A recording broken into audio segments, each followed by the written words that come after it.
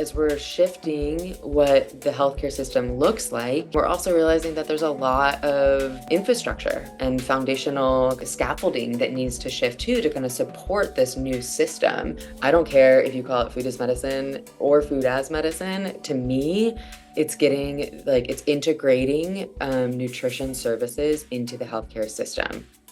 SNAP benefits, you can buy groceries, but you can't buy a rotisserie chicken. Sometimes you need a rotisserie chicken. Welcome back to the Marian Flaxman Network Podcast, a podcast dedicated to reintroducing personal narratives into critical public health topics. On today's episode, my conversation with Kristin Sukys. Kristin has worked in the field of food as medicine policy, broadly defined, for about a decade, and she has a long and winding path that led her there. In this conversation, we talk about that long and winding path, and we also discuss some of the most influential projects that Kristin has been a part of. We also talk about the interesting and long history of food as medicine, including discussing the fact that food as medicine has been acknowledged and appreciated by many cultures going back thousands of years. Finally, Kristin and I talk about her hopes and dreams for the future of the food as medicine policy space. Please enjoy my conversation with Kristin Sukys. Kristin, welcome to the podcast. Thanks. I'm so excited to speak with you today. And I want to start way back in the way back and ask you, what did you think you wanted to be when you grew up? The most classic of questions. I always feel like I'm in a large percentage here. I always wanted to be a doctor. That was like something I was fascinated by since the beginning. I do not know why.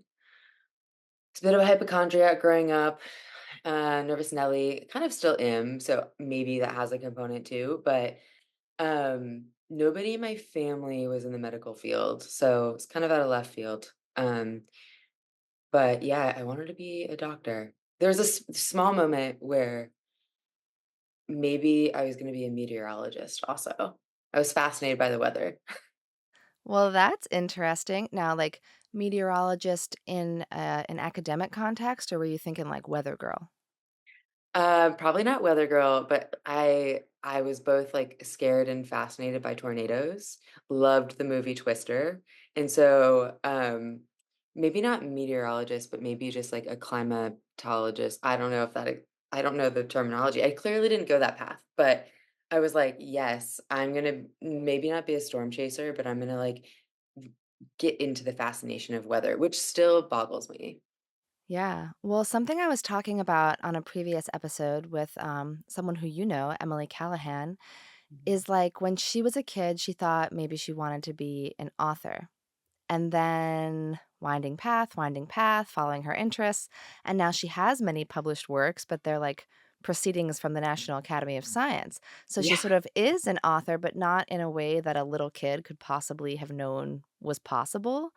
And so Mhm. similarly, it's like when we're little, we think, oh, I want to be a doctor. I want to help people. I want to improve health. I'm curious about health. And we Mhm. don't know that there's something like public health scholar, public health policy developer. Like that's not one of the Richard Scarry Busy Town characters. So we can't possibly place ourselves there. And so, even though you're not a doctor, there's like echoes of that theme in the work that you're doing now. But like at age 4, you're not like, I think I want to be like an epidemiologist or like a public health policy developer. Like there's just no way. So I think it's cool how the vibe stays, even though maybe the job title changes. Yeah, I mean, exposure is just so important, right? Like growing up, like learning about all the different paths that we could take and what even work looks like. It's constantly like, how do we expose kids to like every single possible option? And I know that's like no small feat, but it's really, really important. And of course, like the exposure like stretches beyond just like career paths and jobs and like relationship to work, but also, religions and cultures and races and different ways of living at large. But I grew up with both parents who were lawyers. And so they, dressed up in suits, it was not in the early 90s too, like dressed up in suits, went to the office. I had like one view of what work was. Um, my mom was like a criminal defense lawyer working on federal issues, and my dad worked on environmental issues, a lot of like Superfund sites and toxic cleanups, and so more of like kind of a litigator there.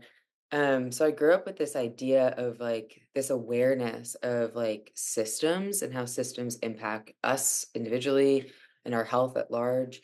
And so I think that really had an impact on kind of like how I approached health later on. But it also had an impact on, like, how I viewed work. Like, I thought that was kind of you were this, like, kind of in this hyper professional realm. Um, and during college, and I know we'll kind of get there a little later, but during college, I worked at a summer camp in Asheville, North Carolina. I led a mountain biking program down there, and I remember calling my dad, and I worked with people with all different professions. There were a lot of teachers, a lot of people with, like, non-traditional kind of, like, work paths, and that was my first exposure, like, much later to people that were doing wildly different things, and even people, like adults that had careers that were just in the outdoor world. I remember calling my dad one night sitting on a hill and just being like, "Dad, like, I don't have to work in an office. Like, I could be a mountain bike instructor for the rest of my life if I wanted to be. I could just be outside working with kids." And that idea kinda, like, blew my mind, even in my, late teens, early 20s. Yeah, and I totally relate to that. My childhood was spent watching my dad put on his suspenders to get ready for the 5:30 a.m. train to go into New York City, like, that's what working looked like, and I had Yeah, this weird split of having a stay-at-home mom and a hyper-professional dad, and I wanted to grow up to be both of them, and it's difficult to be both of those things at the same time. You can still see me struggling to make both of those things work. That's, like, my life story, but, yeah. yeah, it's pretty much been, a journey, and I think, like, as parents so hearing you say that, what stuck with me is, like, as parents, we don't know what theme our kid is gonna take away from watching our experience. So in your case, you thought, "Oh, like, there are these systems at play." Like, my parents are both impacting these bigger systems that kinda trickle down and end up impacting individuals. Another kid might have just taken, like, the law is important or being a lawyer is cool, or there's so many different things that a person could take away. So I think, like, as a parent, but also as an adult in the world, modeling what it means to be an adult, which is a lot of figuring it out. I think most adults would admit that at this point. It's sort of important to realize that we're modeling for the younger generation, and we don't necessarily know what we're modeling. So Yeah. we should try to, like, do our best and then also maybe ask them, like, "So, what are you getting from this, from seeing me do this? Like, what's your takeaway?" Because I think if we don't ask what they're learning, we actually don't know. Yeah, and I don't even think I could have articulated what I was learning, growing up. I think this is in thinking about, like, "Huh, how did I end up here? How did I end up with, like, systems work?" I think only retrospectively I'm able to kind of connect the dots, and I think we can always connect dots, whatever dots we wanna connect, we can find a way to do it.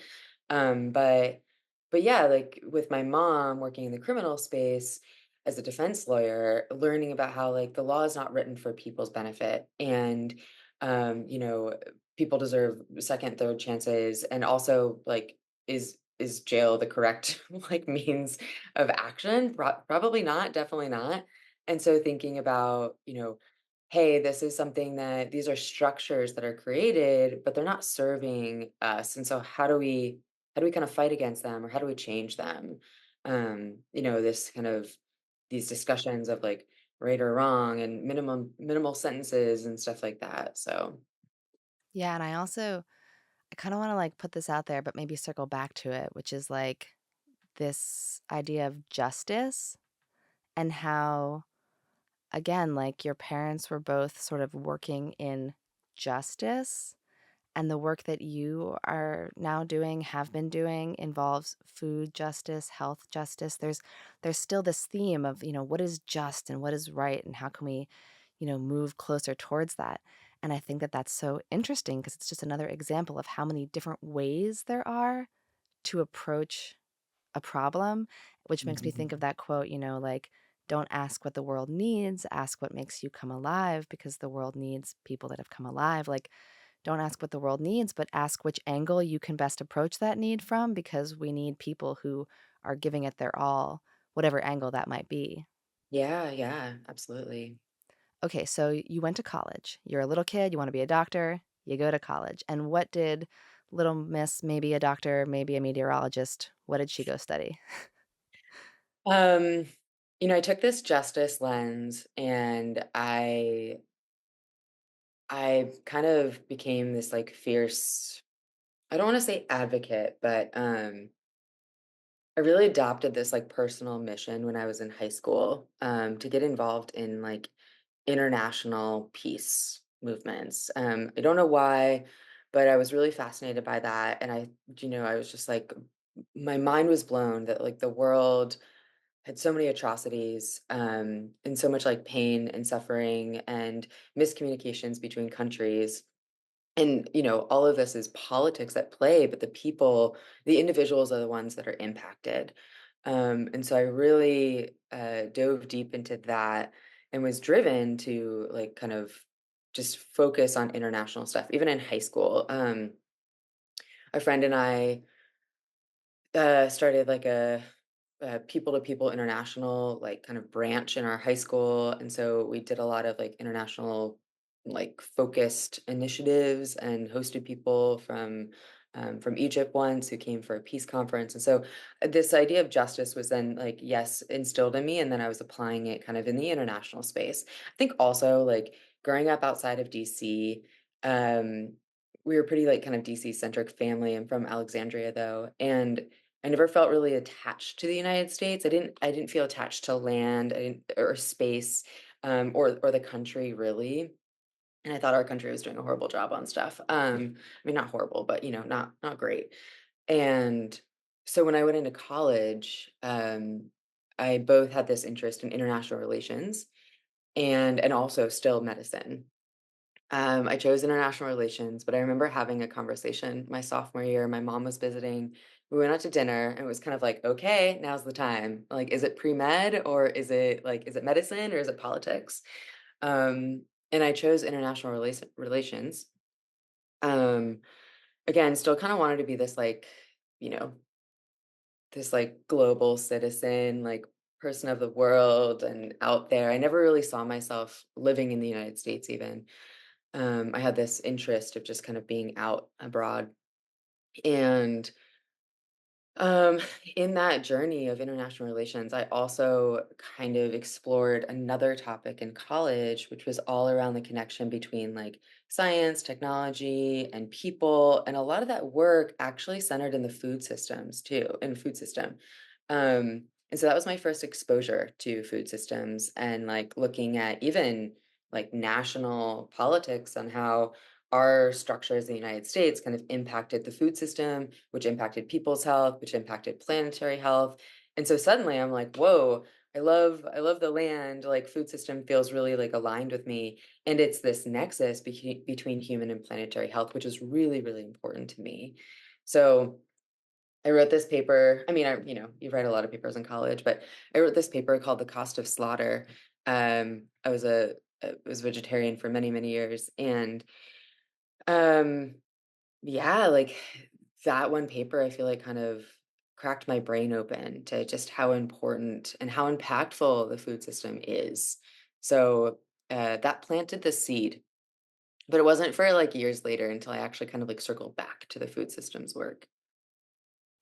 Wow. I just like love hearing the sort of tales of how thinking about one thing becomes another thing when you realize that those two things have way more in common than you possibly could have known from the outside. Like, yeah, if you look at a lot of international crises and war-torn areas, oftentimes food is a contributing factor or a major factor, or at least a factor that comes into play after the tragedy. Food is always at play. So it's so important to hear those stories and to think about how each one of us has this potential to discover a new problem to solve while following one path and then stumbling into another. So I do want to spend a fair amount of time talking about the path that you did stumble into, which is spending a lot of time kind of inaugurating, starting, championing this food as medicine or food is medicine as it is now called policy space, but basically the development of policies that support the integration of food and nutrition access into healthcare administration and facilitation and healthcare policy in general. So, what was your beginning moment? How did you first enter that scene? Yeah, I'll say, this movement was started like a long time ago. Some would say just, thousands of years ago. Um, the way that Native communities and indigenous communities relate to food, how emotional and how critical that is to culture and their society and health, and just like this awareness of like the power of food has existed for so long. And then the um like medically tailored meals movement starting in the 80s as a response to HIV and AIDS wasting syndrome. And the original mission of those organizations was to like get people food. Like, people are dying, they are not eating, they're not getting the calories, like get people food. um and also like the medications, antiviral medications were most effective when people are nutritionally sound. So the first time that it was kind of like, oh, it's like medically appropriate to like have people, eat nutritiously. It's like critical. It'll actually like save healthcare dollars because you're spending a lot of money on medication, and if it's not working, um, you know, I hate to kind of dehumanize it in that way, but like the system then was like, oh, this is important kind of financially as well. But I say all that because, then that translated to the 90s and kind of this broadening of the mission to beyond folks with HIV and AIDS, and looking at how important nutrition is to a variety of chronic conditions. And so there are people that have been working on this for, since the 80s. I've been involved in those kind of like early organizations, which a lot of them were just nonprofits. You could also like, talk about the Black Panthers and like a school lunch movement and all of that, right? That can be couched under this as well.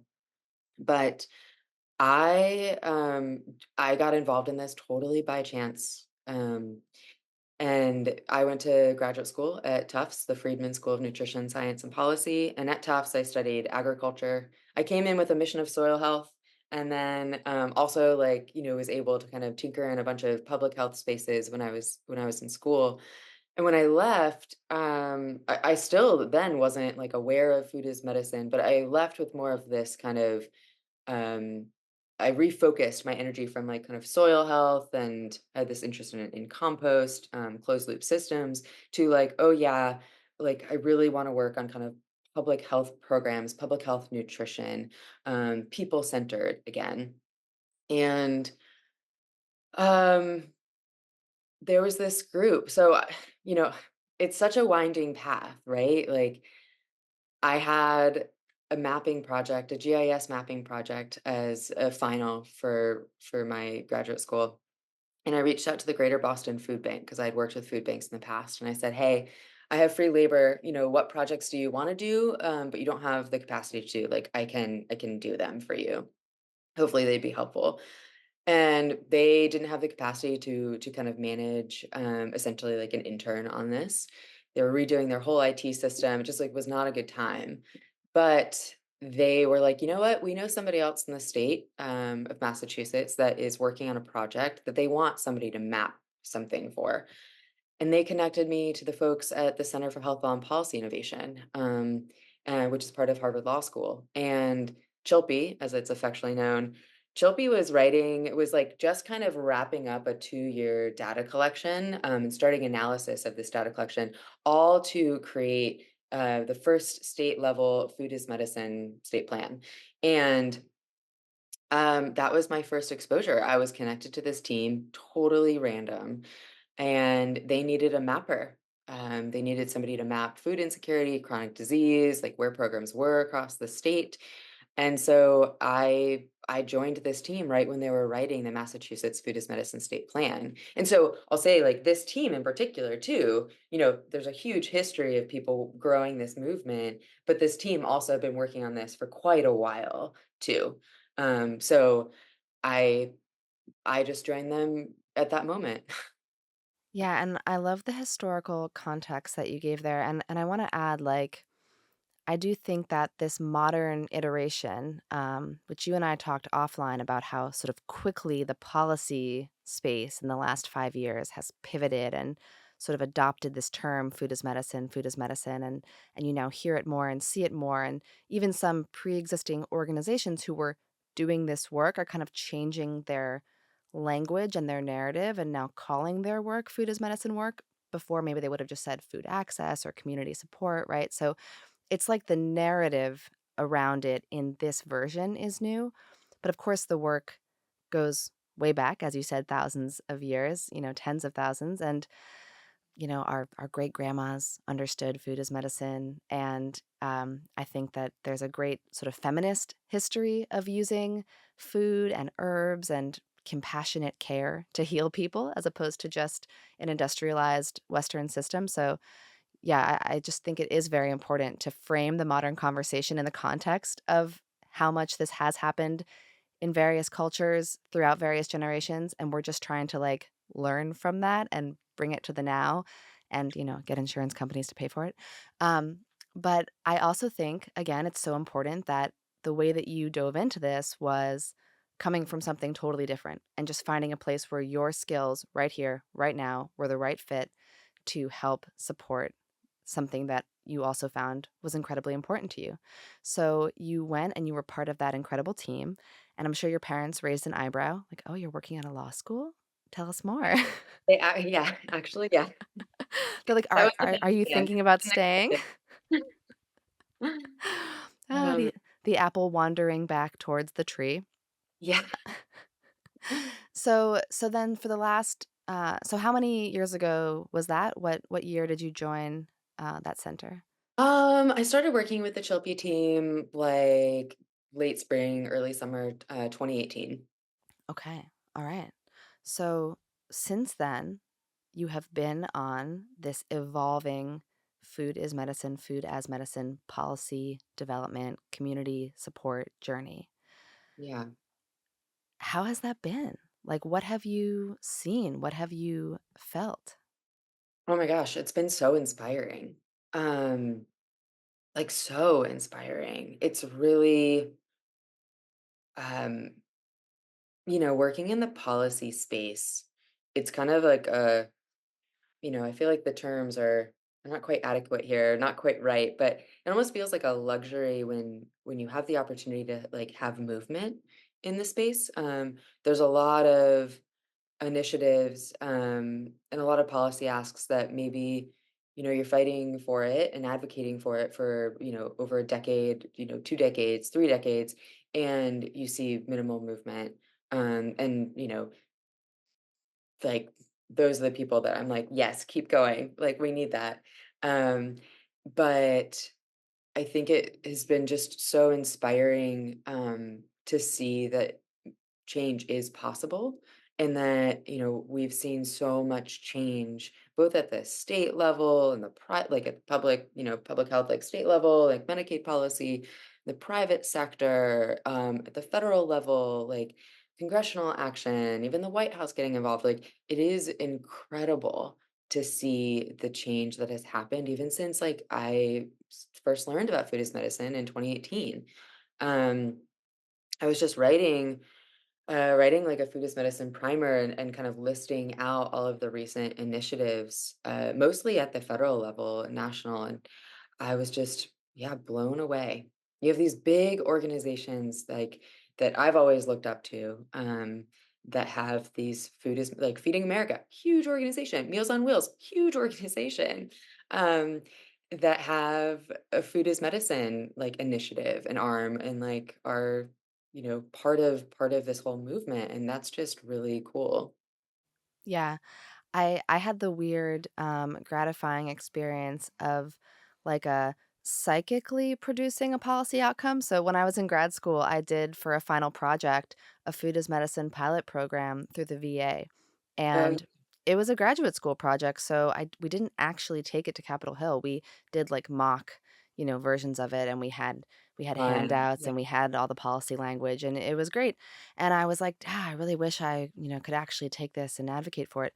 One Yeah. month later, the VA announced a pilot program in food as medicine, and I was Yeah. like, well, look at that, folks. We did it. We did it. Which, I'm sure anyone who works in policy knows that you can work for a decade on one agenda and never see any movement. So to just transmit it psychically and still have it passed, I mean, what an experience. That was There's probably some other things I could feed into you to, like, premeditate a little bit. I would exactly. I have a few crystals, so I'll just spend some time great. focusing on it and we'll get her done.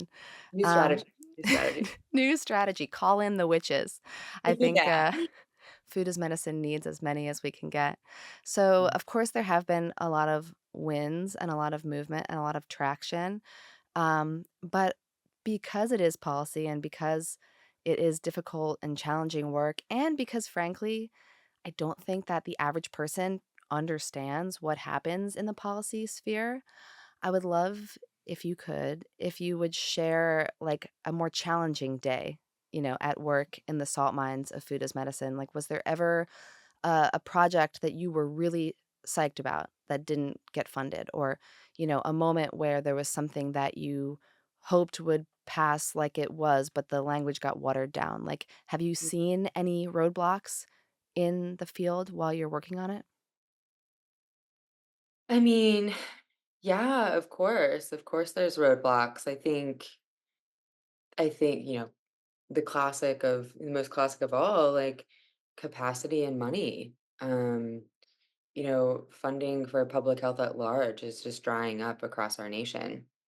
And part of that involves like, even kind of Medicaid policy and Medicaid. The Medicaid system is like a separate set of kind of funding streams, but it's all integrated. And I think just state budgets right now are so low. States are in deficits. And everyone loves this concept of, okay, like, yeah, food is important, nutrition is important. Yes, like the research is pretty strong, like, um, cost effective. Um, and so, sometimes cost savings with certain interventions as well. And so people are generally supportive, even if it's with like certain patient populations to be conservative, with limited resources. People are supportive, but it's kind of the classic grind of like, we want to do this. We don't know where the money's going to come from. I think also, maybe there's multiple policy pathways and policymakers kind of feel stumped on like which is the best policy pathway to go down, and then having that debate too, because it's great that there are a lot of options to get the Medicaid system to pay for food and support and reimburse food-based interventions, but there's a couple different ways to get there. And so there's kind of this gridlock of like, okay, well, great to have options, but how do we know which one is the best option for us? And so I think, less around specific projects and more for general things. And then, as we're shifting what the healthcare system looks like, we're also realizing that there's a lot of infrastructure and foundational kind of scaffolding that needs to shift too to kind of support this new system. And so, we need new medical codes to support the reimbursement of food as medicine system and the tracking and the evaluation of food as medicine programs. We also need, much better and much more integrated technology systems, to kind of create this community clinical system that we want. And this isn't just to support food, right? Like this is to kind of reach outside the healthcare and hospital walls to be able to address the whole person and the whole person's needs. And that includes like health related social needs and housing and transportation and you know my personal beliefs also like some kind of guaranteed income. So thinking about what can actually boost whole health and how do we create a system that can, allow that to happen even if people are fully supportive. Yeah, I remember one day in the task force meetings ahead of the White House conference when we were like developing the recommendations that we were going to submit in our report to the White House ahead of their conference. There was this conversation about food access and then, what should policies pay for in terms of improving food access? And someone chimed in like, well, what if someone doesn't own any pots or pans? Yeah, exactly. Cooking equipment and kitchen equipment. Yeah, what if their stove Storage. doesn't work and they have, a terrible landlord? What if they're living in a shelter? What if they're sleeping on a friend's couch? Like, right now, SNAP benefits, you can buy groceries, but you can't buy a rotisserie chicken. Yeah. And we've all experienced the convenience of the rotisserie chicken, even if it's just once in a while in a blind panic because it's Yeah. 8 p.m. and no one's eaten and the baby's crying. Like, sometimes you need a rotisserie chicken. So Mhm. the fact that, I don't know, like in that moment, and I won't spend too much time on like my entry into this, but you and I kind of have opposite like paths in that then end up kind of mushing into a similar place. Yeah. Um, I very much come at it from food, restaurants, cooking, me using food to heal myself. But there was that moment as I'm sitting there listening to this discussion where I'm like, not that I don't know that there are people dealing with that, but that I'm so glad there are other voices in this room because that would not have been top of mind to me. Like Yeah. me waving a wand, getting a policy written about food access, I I own too many pots and pans. Like, it wouldn't have come to my mind to go like, well, what if someone doesn't have a skillet, you know? Yeah. Um, so yeah, there's so many like if food is medicine, suddenly you can spiral into, well, certainly shelter would be medicine. And definitely, a calm nervous system that's not worried about bankruptcy tomorrow would be medicine. And there's a lot of medicine that we might implement in our culture. Food is just, it's so foundational. We all need it. We all do it. We all love it mostly. But it's not the only thing that could make a huge leap forward in our general well being if we were willing to consider alternatives to pharmaceuticals that treat things in the late stages. Right. I mean, that highlights the importance of collaborating with people with lived experience. And, we think we're doing a good job up there in the eaves and like saying, "Oh yeah, we're gonna like give people, produce boxes. We're gonna deliver them to their doorstep or something." And it's like, yeah, in theory, that sounds fantastic, great. But you talk to people who are receiving these boxes, and they're like, "That's cool. Thanks for this butternut squash. It's just gonna rot. Like I can't do anything with it. So like, thanks, but no thanks." So asking people and involving them in all of these processes, in the coalitions, in the policy discussions, in the program development, like what's actually going to be helpful for you.